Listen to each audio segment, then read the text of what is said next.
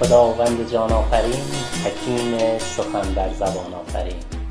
سلام و عرض ادب سروران گرانقدرم، خیلی خوش اومدید به شبی دیگر با مثنوی شریف معنوی جناب مولانا جلال الدین محمد بلخی. خدا را سپاس میگیم که پس از 800 سال ما میتونیم هنوز این متن کهن تاریخی ادبی عرفانی رو به نیکی بفهمیم و گره های بسیاری از زندگی ما باز کنه. خب بزرگواران، در جلسات پیشین پیرامون اثر نور و صوت در خلقت گفته شد.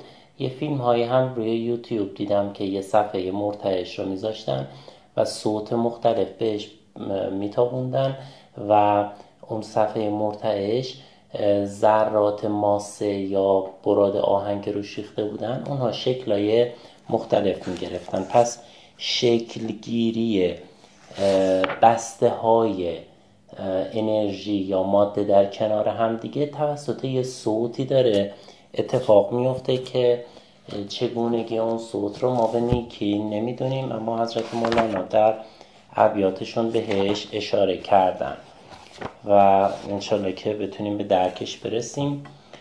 تا بیت 1482 خوانش شد. حالا بریم به یاری پروردگار ادامه داستان. از روح شریف مولانا طلب می‌کنیم حقایق پنهان در این کتاب را بر قلب و زبان تک تک ما جاری بدارد تا به درک این کلام ارزنده برسیم. اضافت کردن آدم آن زلت را به خویشتن که ربنا ظلمنا و اضافت کردن ابلیس گناه خود را به خدا که به ما اغویتنی. خب اینجا داشت در مورد عمر صحبت میکرد. گفتیم اینجا عمر نقش یک پیر کامل داره و داره یک سالکی رو که از روم آمده، داستان استعاره‌ایه، داره هدایتش میکنه، راهنماییش میکنه و در ادامهش عمر شروع میکنه مطالب بسیار سنگین عرفانی رو برای اون فرد توضیح میده. ببینید اضافت کردن، ما الان یه چیزی که به چیزی اضافه میکنیم یعنی جمع میکنیم یا علاوه بر اون میکنیم، اما در ادبیات اضافت کردن به معنای نسبت دادنه. مثلا میگه التوحید و اسقاط الاضافات، یعنی هر چیزی که نسبت دادی و بریز دور تا بتونید به توحید برسی. پس اضافت کردن آدم. بعد ما دو تا ذلت داریم یا ذلت داریم، یکی با دال زاله، هر وقت با دال زال بود به معنای خاری و پستیه، از ذلیل یا ذلت به معنای خاری و پستیه. اگه با رزه بود ذلت یا ذلت به معنای لغزش و گناه و خطا. بعد میگه اضافت کردن آدم آن ذلت را به خویشتن، یعنی نسبت دادن اون لغزش را به خویشتن. داستان چیه؟ داستان خلقت آدم و اخراجش از بهشته که وقتی که از بهشت اخراج میخوان بکنن، آدم میاد میگه که من خودم ظلم کردم، ربنا ظلمنا انفسنا، من به خودم ظلم کردم که از این بهشت به این نیکی خارج شدم. وقتی که ابلیس از درگاه پروردگار رانده میشه میگه که به ما اغویتنی، تو منو گولم زدی، به خدا میگه تو منو گولم زدی. خب این دوتا سبک اندیشه رو داره نشون میده.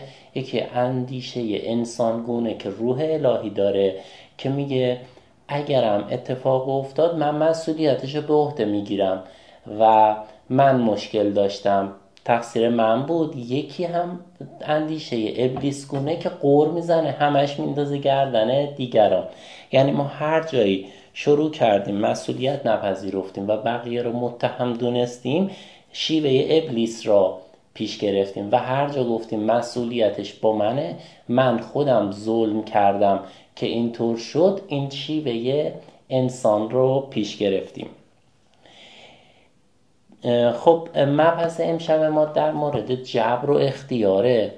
این جبر و اختیار دست از سر متکلمین در طول تاریخ بر نداشته، همش داشتن در مورد جبر و اختیار با هم دعوا میکردن و علتش هم این بود که منابعشون ضعیف بود و نمیدونستن ماجرا چیه و همینطور درگیر بودن.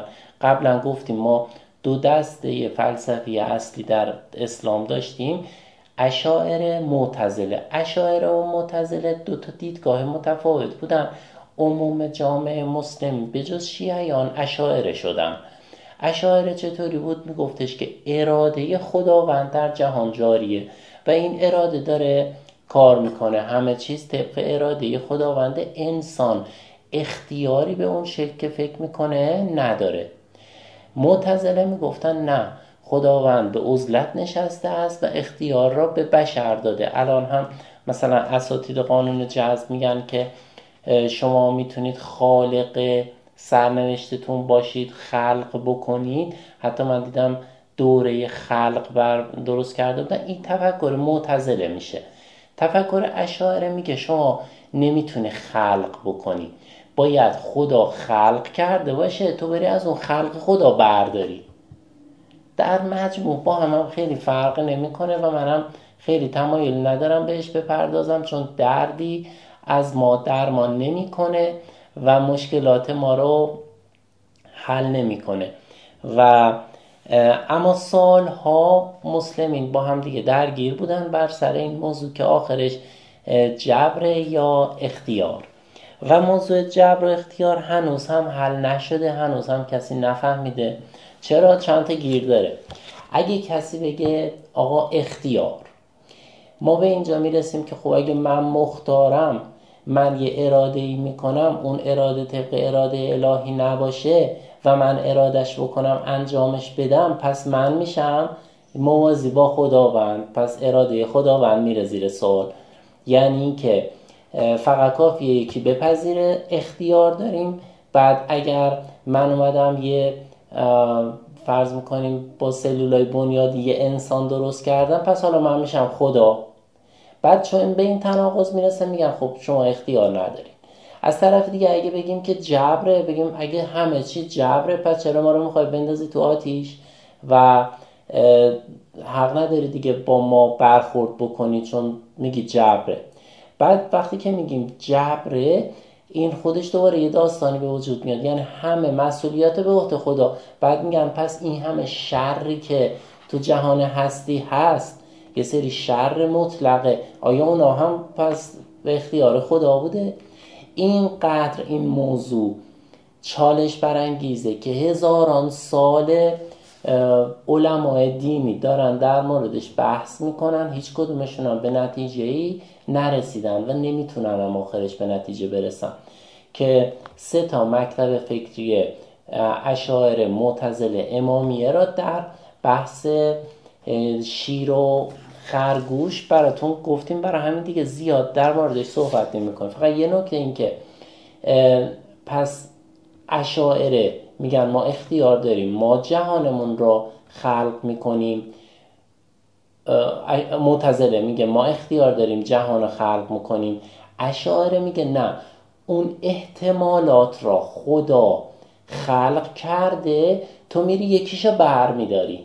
یعنی مثل اینه که بگه خیلی دستت باز نیست، تعداد آپشنایی که رو میزته اینها تعدادش کمه و در واقع شما فقط باید بری کسب بکنی اون چیزی که خدا برات خلق کرده. در ضمن دوستان، من عذرخواهی میکنم، جلسه پیش شرح مثنوی تعطیل شده بود، من دختردار شدم، اسم دخترم آرشیدا هست و دقیقا 3 شنبه هفته پیش بود به دنیا آمدن و برای همین من مجبور شدم که کلاس رو تعطیل کنم و امیدوارم که ایشون هم انسان بزرگی بشه و رشد کنه و در پناه نور الهی در تعالی کامل به سر ببره. خب ممنون از کسانی که تبریک گفتن و حس خوب ایجاد کردن. اسمش اول قرار بود بذاریم آروشا، بعد تصمیم گرفتیم بشه آرشیدا که هر دو تقریبا شبیه به همه. چون یه دختر دیگه ای که دارم آدرینا هست بعد آدرینا و دومیش هم شد آرشیدا. خب این هم رحمت الهی بود که وارد زندگی ما شد و امیدوارم که لایق این همه مهر و محبتی که شما دارید و تبریک‌های فراوانی که گفتید باشم و پوزش می‌طلبم اگر به تک تک نتونستم پاسخ بدم و عرض ادب و احترامم رو داشته باشم. همینجا اوج ادب و احترامم رو نسبت به همتون ارزانی می‌دارم و بدونید که تمام پیام‌ها و لطف‌های شما رو دریافت کردم، منتها نتونستم تک به تک ارادت خودم را اعلام کنم و خب در واقع تولد آرشیدا برای من یه فصل جدیدی از زندگی بود. برای همین ترجیح دادم در سبک زندگی، حتی پوششم، حتی مدل موام، حتی خیلی از اندیشه هام یه تجدید نظری بکنم و یه نوع بهاری را در زندگی خودم رقم بزنم، چون احساس نو شدن را داشتم و به خاطر این احساس نو شدن امید به زندگی بسیار خوبی پیدا کردم و به خاطر این امید به زندگی طبیعتاً سبک زندگیم را عوض کردم. خدا رو شکر در وضعیت روانی خیلی خوبی قرار گرفتم و از پروردگار یک تا بابت این هدیه قدردانی میکنم که به ما ارزانی داشت و دوای دردها و زخمهای ما بود. خب برگردیم به مثنوی شریف معنوی که میگه که کرد ما و کرد حق هر دو ببین، کرد ما را هستان پیداست این. کرد میشه فعل، میگه فعل ما را یا عمل کرد ما را ببین، عمل کرد خدا را هم ببین. ما داریم واقعا در این زندگی کاری انجام میدیم، کرد یا فعلی داریم و این فعل پیداست. میخواد بگه که ما به نوعی مسئولیت داریم، اختیار داریم. گر نباشد فعل خلقان در میان، پس مگو کس را چرا کردی چنان. میگه اگه اختیاری در میان نباشه گیر به کسی نده بگو چرا این کار رو انجام ندادی. میخواد بگی که اختیار هست که عذاب میشیم ما. خلق حق افعال ما را موجد است، فعل ما آثار خلق ایزد است. خلق حق، خب گفتیم که مولانا ذاتاً اشعری مسلکه، اما به خاطر اینکه به سماع و ذوق و عشق و اینا داره وارد میشه، یه مسلک جدیدی رو میذاره که با عشق به همه چیز نگاه میکنه و کاملا متفاوت میشه اندیشش نسبت به پیشینیانش. خلق حق افعال ما را موجود است. اون که گفتم تو اشاعره میگه خداوند همه نمونه ها رو خلق کرده، تو میری کسبش میکنی، یعنی یکشه میری بر میداری. یعنی اختیارت اینطوری نیست که بی نهایت باشه، به اندازه احتمالاتی که خداوند برات قرار داده. میشه خلق حق. افعال ما را موجد است، یعنی موجد است یعنی به وجود آورده است، یعنی سبب به وجود آمدن افعال ما شده. فعل ما آثار خلق ایزد است، یعنی ایزد منان خلقی داشته که فعل یا مسائل زندگی ما همش حاصل اراده الهیه. در کل نتونستن موضوع اراده الهی را درست اثبات بکنن و هیچ به نقطه خیلی مثبتی نرسید، یعنی همش هنوز در حال بحث و جدل هستن در موردش. ناطقی یا حرف بیند یا غرض، کی شود یک دم محیط دو عرض. میگه که داره حرف میزنه یا باید حواسش به حرفش باشه یا به منظورش باشه. مثل من که الان لایو دارم، یا باید حواسم به مثنوی باشه یا به پیامایی که توی لایو نوشته میشه و خیلی سخت هر دو رو بخوایم کنار هم داشته باشیم، تقریبا خراب میشه. بعد میگه یکی که داره حرف میزنه یا باید حواسش به حرف باشه یا به غرض، یعنی منظور یا معنای اون موضوع. کی شود یک دم محیط دو عرض؟ میگه چطوری میتونه هر دو رو با هم دیگه داشته باشه؟ الان هم بسیاری از اساتید ذهن میگن کاراتون رو یکی یکی انجام بدید. مثلا اگه من یک کاری رو همزمان با کار دیگه انجام بدم، کارایی جفتشون کاهش پیدا میکنه، میاد مثلا رو 35-40% جدا جدا انجام بدم، میتونم رو 100% کارایی انجام بدم. گر به معنی رفت شد غافل ز حرف، پیش و پس یک دم نبیند هیچ طرف. طرف یعنی چشم. میگه اگه حواسش به معنی رفت دیگه از حرف غافل میشه. با یه چشم که نمیتونی هم پیش رو ببینی هم پسا، یعنی شما یه چشم داری میخوای هم جلو رو ببینی هم پشتت رو ببینی، امکان پذیر نیست. آن زمان که پیش بینی آن زمان، تو پس خود کی ببینی این بدان. میگه وقتی داری جلو رو میبینی نمیتونی پشت سرت رو ببینی. من وقتی پیام‌های شما رو بخونم دیگه نمیتونم مثنوی بخونم. این تو کتاب من اشتباه بوده، اصلاحش کردم. چون محیط حرف و معنی نیست جان، چون بود جان خالق این هر دو آن. میگه که حرف و معنی یعنی ظاهر و باطن هر دو رو همزمان نمیتونی در یک جان داشته باشی، یعنی ذهنت نمیتونه هر دو رو با هم دیگه کنترل بکنه. به خاطر اینکه جان خالق این هر دو نمیتونه در یه زمان باشه، باید یا حواسش به معنا باشه یا حواسش به حرف باشه و خیلی مهمه، میخواد به یه نتیجه گیری برسه. حق محیط جمله آمد ای پسر، وا ندارد کارش از کار دگر. ببین محیط یه چیزی که کاملا چیز دیگری رو در بر بگیره.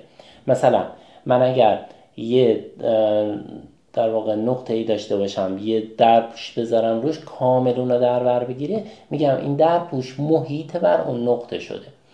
پس محیط میشه بیرون، محاط میشه یه چیزی که درونه یه چیز دیگه است. مثلا یه لیوان محیط بر آب داخلشه و آب داخلش محاط در لیوانه. درست شد؟ بعد میگه خداوند محیط بر جهان، یعنی همه جهان در دل خداونده. این یکی از گیراییه که متکلمین اسلامی همش توش گیر میکردن، این که میگفتن کل دنیا میشه خدا. بعد یکی مثل منصور حلاج میاد میگفت پس منم خدام، انا الحق، میزدن میکشتنش. میگه خودتون گفتین بابا همه جا به هر طرف که رو کنید خداست، خب منم یکی از اون هر طرفم دیگه. بعد میگفتن خب حالا اگر که ما بپذیریم تو خدایی، مجبوریم بپذیریم مثلا اون نجاسات هم خداست، پس نمیتونیم نمیتونستم بفهمم که میتونه یه انرژی محاط بر جهان هستی باشه و اسمش خدا باشه. دوستان من یه نکته ای رو خدمتتون بگم، قبلا هم گفتم ما 2 سبک خداشناسی داریم در دنیا. یکی سبکی که خدا را یک آگاهی منبسط در جهان هستی میدونه که یه آگاهی که در همه جا هست، که میشه تائویسم و زن و بودیسم و هندویسم و اینا، تمام ادیان شرق دور اینا خدا را یه آگاهی بسیط در جهان میدونن. یه سبک هم هست که خدا را یه فرد میدونن، دقیقاً فرد میدونن. میشه چی؟ میشه در واقع اسلام و یهود و مسیح و زرتشتی. اینا همشون به نوعی، نمیگم به خدای انسان گونه و نه، خدایی که فرد گونه باشه، یعنی بهش میگن هو، یعنی یه ضمیر داره، براش ضمیر قائلن. بعد الان بعضی وقتا میبینم بعضی از اساتید مثلا عرفان اسلامی این تیکشه میرن از تائویسم امانت میگیرن و خدا را بسیط میدونن در جهانت. خدا محیط بر جهان هست، اما در عرفان اسلامی خدا یه شخصیت واحد بهش داده میشه. یعنی درسته که همه چیز در خدا هست، اما خدا را یکیه، یه دونه ای میدونه، نه یه آگاهی پخش شده. بعد حالا اینکه کدومش درسته، هر دوش درسته اما تو تفکیک نظریه ها باید این رعایت بشه. پس وا ندارد کارش از کار دگر، یعنی خداوند هیچ کاری را، هیچ چیزی نمیتونه خدا را از کاری باز داره. چرا؟ چون اراده مطلق جهان هستی میشه خدا. گفت شیطان که به ما اغویتنی، کرد فعل خود نهان دیو دنی. اینجاست که دیو دنی یعنی این دیو پست، شیطان رو چون ابلیس از جنس جن میدونن بهش میگن دیو پست رو میگه این گفت خدا تو منو گمراه هم کردی، یعنی غر زد به خدا و گفت خدایا تو باعث گمراهی من شدی. بعد برعکسش گفت آدم که ظلمنا نفسنا، او ز فعل حق نبود غافل چو ما. بحث اختیار و جبر دیگه. میگه که اینجا شیطان جبری بود، گفتش که خدایا تو منو گمراه هم کردی. انسان اختیار رو برگزید و گفت خدایا من خودم ظلم کردم در حق خودم. خیلی فلسفه عمیقی داره و روش فکر کنید ببینیم که مولانا چه درسی میخواد امشب بهمون بده. در گناه او از ادب پنهانش کرد، زان گناه بر خود زدن او بر بخورد. زان گناه بر خود زدن او بر بخورد. میگه در گناه او از ادب پنهانش کرد. میگه و معلوم بود که طرح الهی بوده که انسان از بهش رانده بشه، اما اینقدر انسان مؤدب بود گفت خدایا من ظلم کردم به خودم، تقصیر خودمه. این میشه ادب راه نگه داشتن، که حالا میگم خدمتون یه فرمول خیلی قشنگ تو عرفان هست که مولانا داره اشاره به اون فرمول میکنه. میگه زان گناه بر خود زدن. بر خود زدن یعنی گردن گرفتن، یعنی من مسئولشم. او بر بخورد. بر بخورد یعنی برخوردار شد. بر یعنی چه؟ یعنی میوه. الان دیدید بعضیا میگن ما از سفره انقلاب برخوردار شدیم، آقازاده ها میگن ما از سفره انقلاب برخوردار شدیم. یعنی چه؟ یعنی بر میوه، بر میشه میوه، میوهشو داریم میخوریم، یعنی پدرمون اومده درختشو کاشته، ما الان وظیفمونه که بیان میوهشو بخوریم. به این میگن برخوردار. اینجا مولانا برخوردار رو به این شکل میگره که بر بخورد، یعنی کسی که داره میوهشو میخوره. میگه انسان چرا داره میوه الهی میخوره؟ به خاطر اینکه اونجا ادب را رعایت کرده بود. بعد توبه گفتش ای آدم، نه من آفریدم در تو آن جرم و محن. میگه بعد از اینکه آدم توبه کرد خداوند بهش گفتش که من خودم اون جرم و محن یعنی محنت و سختی را در تو آفریدم. خب یه نکته بسیار مهم، داستان خلقتی که در اساطیر ابراهیم آمده که که حضرت آدم از بهش رانده میشه. خب این داستان رو مولانا احساس میکنه یه جاش ناقصه، چون هرچی که خودش فکر میکنه میبینه که بله تو خدایا انسان را به خاطر یه سیب از بهشت بیرون کردی، اما طرح خودت بود. حالا درسته که این انسان اومد گناه به عهده گرفت، گفت من خودم اشتباه کردم به درخت نزدیک شدم، اما طرح خودت بود. اینجا مولانا احساس میکنه داستان ناقصه، یه دیالوگ به داستان خلقت اضافه میکنه که بعد این هنر مولاناسا البته به خودش اجازه میده که به داستان خلقت آدم یه دیالوگ دیگه اضافه بکنه. این دیالوگ از کجا میاره؟ از عرفان ایرانی میاره. عرفان ایرانی قدمتش چند هزار ساله و قدمتش خیلی بیشتر، چون تو همین شعرم مولانا اشاره میکنه به اشاره مختصری داره به عرفان ایرانی که قدمتش از کجاست. قدمتش خیلی زیاده. بعد سبکش چطوریه؟ میگه که اگه کار خوب کردی، ببین این حرف من نیستا، این قدمت این حرف خیلی زیاده و اصول رفتار یه پارساز، کسی که در مسیر پارسامنشیه. میگه اگه کار خوب کردیم میگم خواست خدا بود، اگه کار بد کردیم میگم من کردم، اگه اتفاق خوبی افتاد میگیم که خداوند هدیه داده. اگه اتفاق بدی افتاد میگیم بازتاب رفتارهای خودم بوده. ببین چقدر این عمیقه. چرا این کارو میکنه؟ چون میخواد با خدا درگیر نشه و ادبش رو برسونه. یعنی وقتی که میبینه از بهش رانده شده میگه تقصیر من بود، من خودم کار بد کردم. وقتی که یه جای مورد لطف قرار میگیره میگه کار خدا. یعنی شما هم اگر تو زندگی کار خیر کردید بگید کار خیری نکردم، لطف الهی بوده شامل حال ما شده، خداوند اجازه داده تا ما این کارو بکنیم. اگه کار بد کردی میگه آقا کار بد کردم، غلط کردم، مسئولیتشو به عهده میگیرم. این پایه عرفان ایرانیه.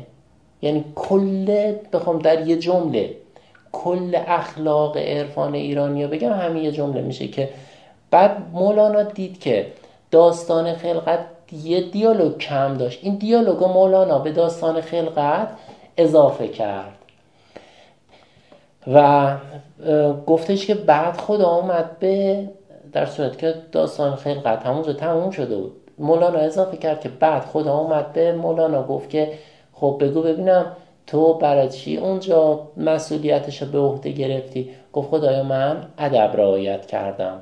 یعنی یه دیالوگ به اون داستان اضافه شد. گفت ترسیدم ادب نگذاشتم، گفت من هم پاس آنت داشتم. گفت من نگران بودم و ادب رعایت کردم، مسئولیت خطایم رو به عهده گرفتم. خداوند هم بهش گفت منم به خاطر همون تو رو پاس می‌دارم، یعنی بهت ارزش و بها می‌گذارم.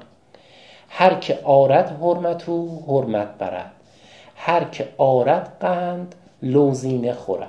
هر کسی که احترام میذاره احترام میبینه، هر کسی هم قند میاره لوزینه میبره. حالا لوزینه جسارتا این تحقیق خود من بوده، اگه اشتباه بود ببخشید چون با منبعی نتونستم مقایسش بکنم.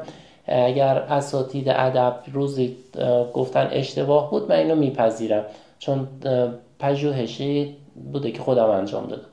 ما یه شیرینی در ایران داریم به نام لوزینه. بهترین لوزینه آرام الان تبریز و یزد داره میزنه. این لوزینه، لوز یعنی چه؟ لوز یعنی بادام. اصل این شیرینی اینطوری بود که می اومدن بادام و گلاب و شکر رو با هم میپختنشون و بعد توی یه سطح صاف سینی پهن میکردن، بعد برش میزدن. برشی که میزدن یه خط عمودی میکشیدن، یه خط 45 درجه. خب یه شکلی در می اومد به شکل لوزی. بعد این شکل لوزی از شیرینی ایرانی درست شد. چرا؟ چون لوز به معنای بادامه. یعنی اول بادامش رو با بادام درست میکردن یا ترکیب بادام و پسته، بعد شکل مربع یا مستطیل بود، زاویهش 90 درجه بود. این شکلی که در اومد به این شکل گفتن لوزی. تازه این رفت توی فرانسوی شد لزانج یا لوزانج. پس این هم ریشه کلمه لوزی که از شیرینی، چون این قدمت این شیرینی ها من تحقیق کردم خیلی قدمت بالایی داره. یعنی قدمت این شیرینی لوزی از قدمت اختراع فرض میکنیم در واقع زوایای مثلثاتی بالاتره. خب این هم از میگه هر که قند آورد لوزینه. ببخشید من زیاد توضیح میدم، شاید شما دوست داشته باشین فقط حس و حال عرفانی دریافت کنید، اما من ترجیح میدم کلمات رو یکی یکی براتون باز کنم. طیبات از بهر که للطیبین، یار را خوش کن برنجان و ببین. طیبات میشه پاک دامنان یا پاکان، مال خانماست. طیبین میشه پاکان آقایون. میگه طیبات از بهر که للطیبین، میگه اون خانمای پاک مال کیا هستن؟ مال آقایون پاک، یعنی اونایی که هم مدارن هم دیگه رو جذب میکنن. کبوتر با کبوتر، باز با باز کند هم جنس با هم جنس فرما. ده هم جنس منظور هم جنس نیست، هم ترازه، هم جایگاهه. و میگه اگه زن خوب میخوای، زن پاک میخوای، خودت باید مرد پاک باشی و برعکسش. یار را خوش کن برنجانو ببین. یه بار یار را باهاش خوشی رفتار کن، نتیجهشو ببین. یه بار هم اگر جرأت داری برنجانش و ببین که اگه یار را برنجانی چه کاری باهات میکنه. یک مثال دل پی فرقی بیار تا بدانید جبر را از اختیار. میگه بذار یه مثال متفاوتی بزنم که تفاوت جبر و اختیار را بهتون نشون بدم. دست کان لرزان بود از ارتعاش، وان که دستی را تو لرزانی ز جاش. یه نفره پارکینسون داره، دستش داره میلرزه، یه نفرم هست خودش داره عمدن دستش رو حرکت میده. اون جبره، اون اختیاره. حالا نتیجهشو میگه دست کان هر دو جنبش آفریده حق شناس، لیک نتوان کرد این با آن قیاس. میگه هر دو لرزششو خداوند فرمان لرزش داده، اما قابل مقایسه با هم نیستن. زین پشیمانی که لرزانیدیش، مرتعش را کی پشیمان دیدیش. میگه این کسی که در اثر پارکینسون داره میلرزه، این را شما اگه مثلا دستش خورد به یه چیزی آیا پشیمان میشه؟ نه، میگه دست خودم نبود. اما اون کسی که به اختیار داره دستش رو تکون میده، اگر دستش خورد به چیزی میگه که بله من مسئولش هستم. بحث عقل است این چه بحث استی، چه بحثی حیله‌گر، تا ضعیفی ره برد آنجا مگر. اینجا مولانا یکی از اسرار بسیار مهم رو داره فاش میکنه.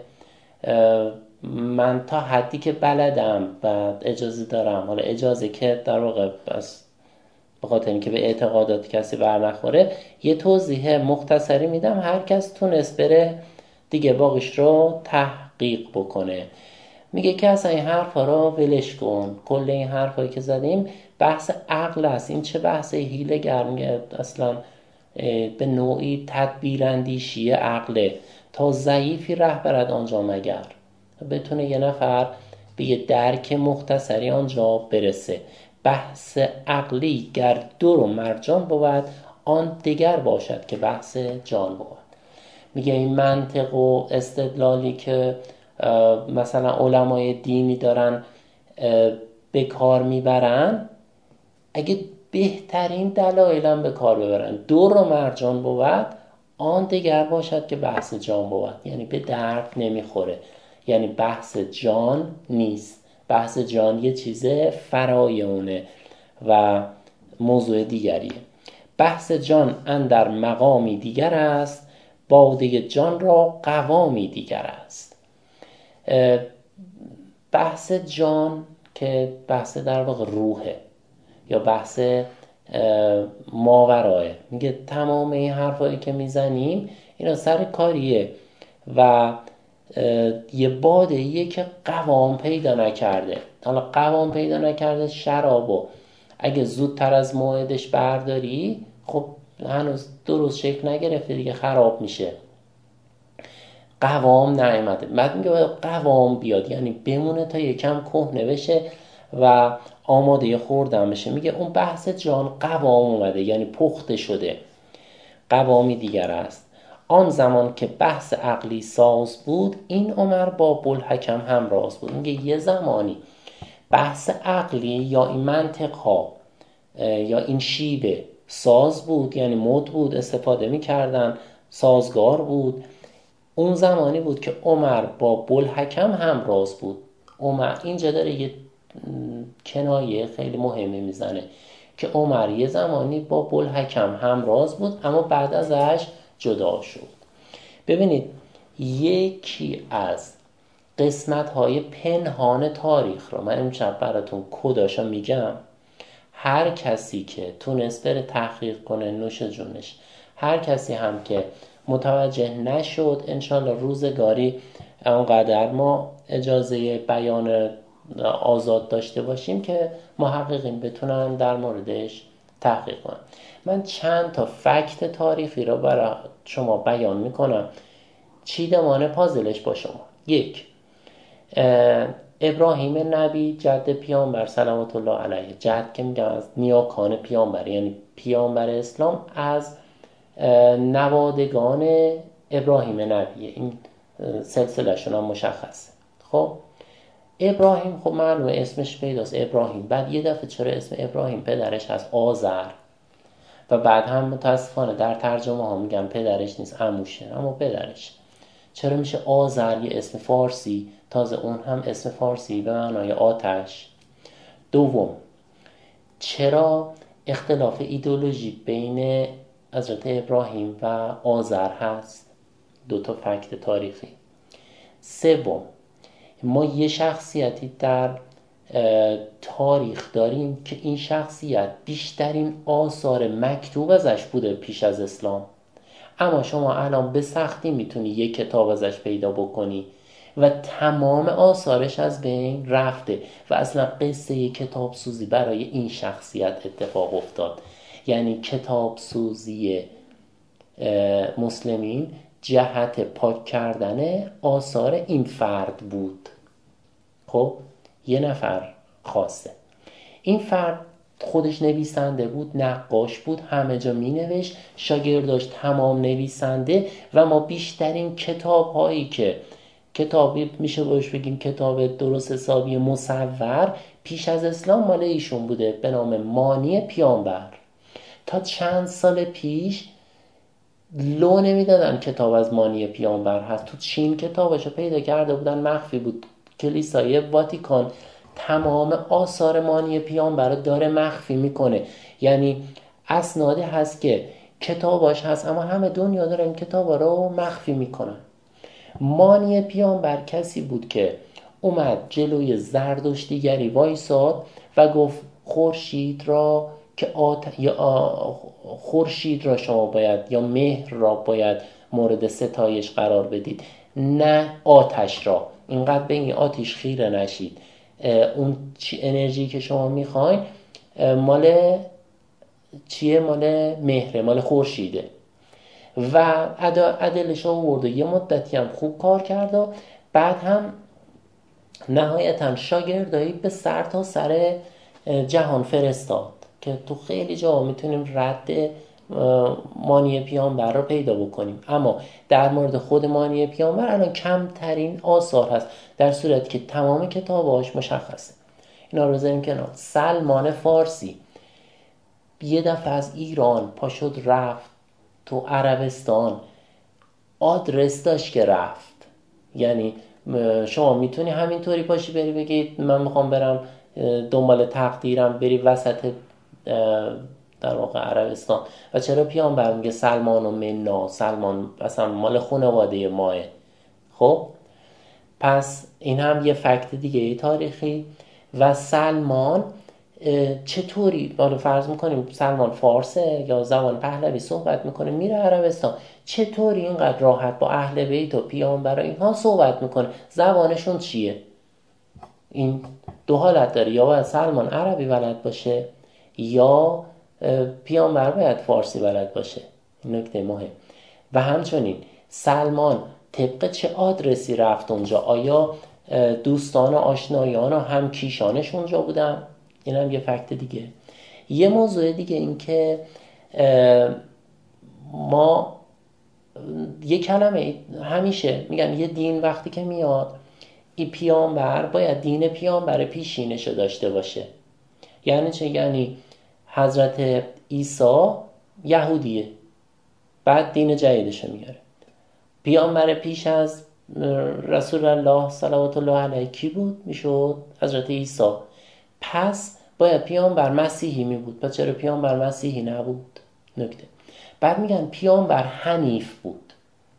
حنیف، هیچ گونه کلمه حنیف در عربی ریشه تا پیدا نشده که یعنی هیچ کس نتونسته بفهمه که این که میگن پیامبر حنیف بود، ابراهیم حنیف بود، این به کدوم یکی از چیزا برمیگرده، هیچ سندی در زبان عربی نیست. پس یعنی از عربی هم گرد برداری نشده، یه واژه مال خودشون بوده.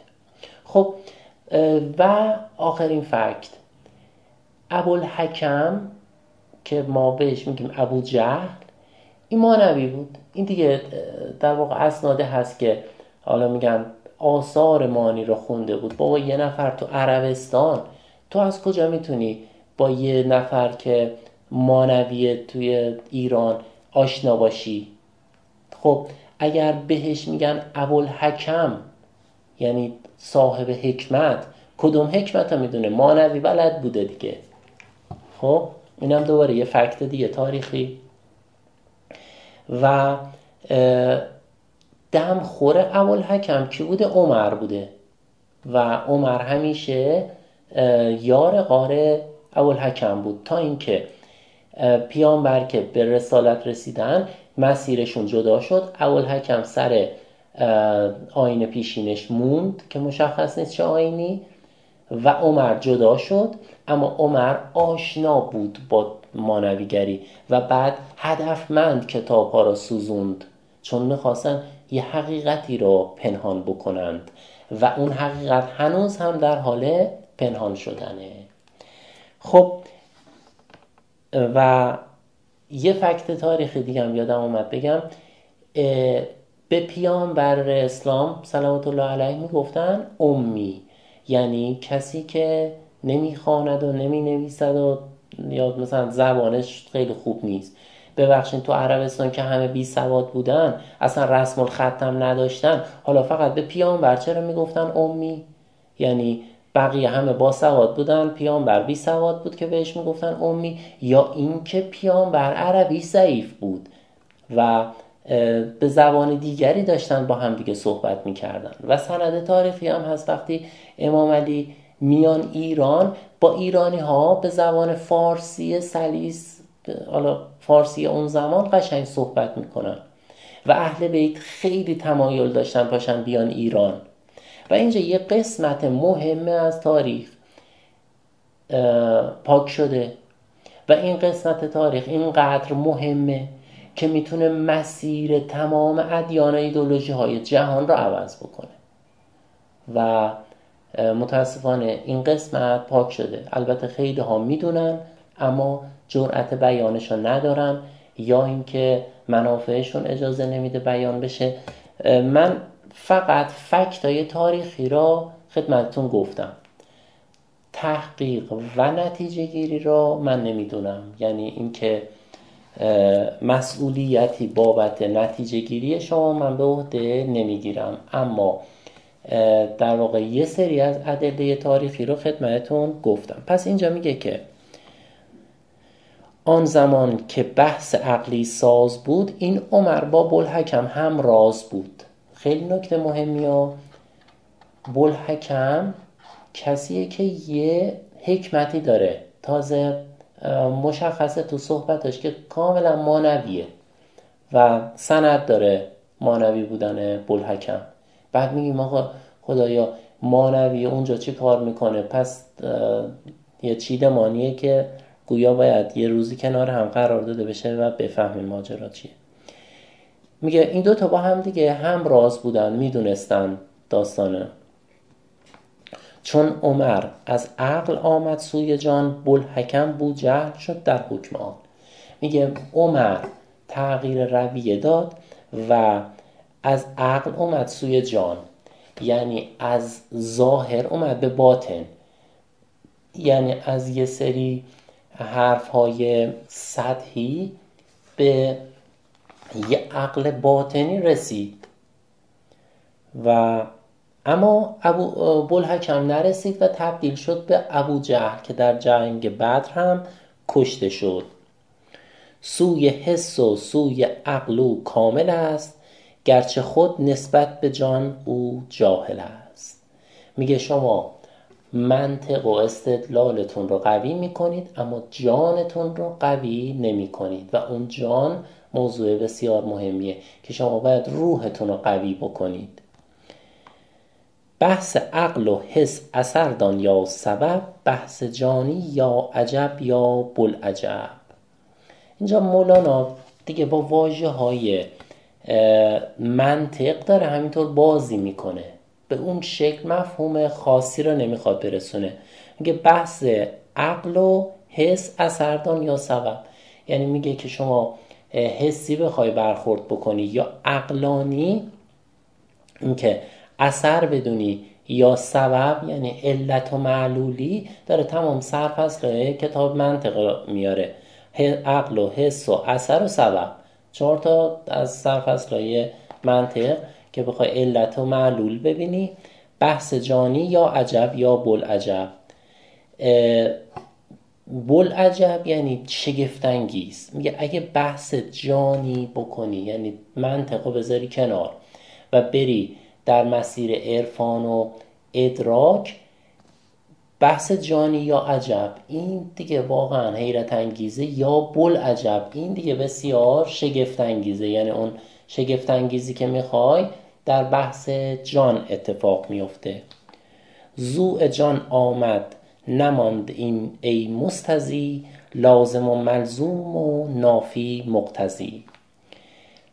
ضوء جان آمد، بحث مانی اصلا کاملا بحث نور بود، نور جان بود. یعنی ضوء جان آمد نماند ای مستضی، یعنی میگه الان که جان داره نور خودش را نشون میده، دیگه تو دنبال چه نوری داری میگردی ای مستضی، ای کسی که داری دنبال نور میگردی. لازم و ملزوم و نافی مقتضی، این هم دوباره 4 تا سرفصل منطق. لازم میگن یه شرطی لازم باید باشه یا کافی باشه، لازم و ملزوم و نافی یعنی نفی کننده و مقتضی. میگم معنای دیگه اینجا ما نمیتونیم پیدا بکنیم، داره فقط سرفصلای و بعضی از شارحین نشستن اینا رو معنی میکنن، اینا سرفصل کتاب منطقشه. یعنی دقیقا حضرت مولانا کتاب منطقشو برداشته، سرفصل فنون منطقشو برداشته، توی یه بیت شعر آورده. بعد ما حالا میخوایم اینا ترجمهش بکنم. من دیده بودم مثلا زمانهایی که یه جشنواره فیلم برگزار میشه توی اصفهان، حداقل این رسم بود، جشنواره تئاتر که برگزار میشد، روز آخری که جشنواره به پایان میرسید یکی از شاعرها میومد با اسم تمام تئاترایی که در 10 شب نمایش داده شده بود یه شعر درست میکرد. بعد حالا ما بگیم معنی اون شعر چیه؟ نه، این داره با اسمها یه شعر درست میکنه. زان که بینا را که نورش بازغ است، از دلیل چون عصا بس فارغ است. بازغ یعنی روشن و مبین و آشکار.